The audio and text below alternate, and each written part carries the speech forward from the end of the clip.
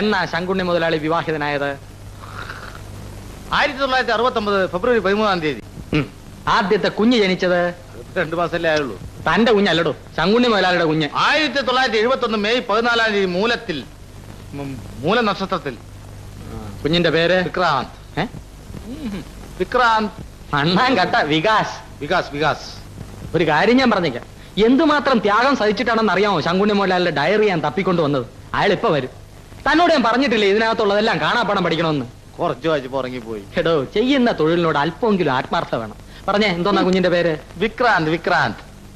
ആ എംബോക്ക് വായ തോന്നിയൊക്കെ എഴുതി വെച്ചാ എനിക്കങ്ങനെ ഓർമ്മ വരും. എടോ വികാസ്. വികാസ്. അടുത്ത ചോദിച്ചോളൂ, പറയാം. ആദ്യം ചെയ്ത തൊഴിൽ കപ്പലണ്ടി കച്ചവടം.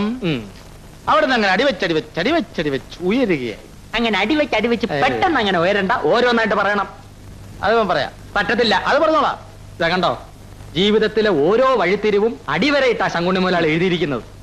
അയാള് വരുമ്പോ ഞെട്ടിപ്പിക്കാൻ നമുക്ക് കിട്ടിയ കനകാവസരം താൻ പുറംകാലുകൊണ്ട് തട്ടി എറിഞ്ഞാലുണ്ടല്ലോ എന്റെ വിധം മാറും. അയ്യോ, ശങ്കുണ്ണി മുതലാളി വരുന്നു. എവിടെ?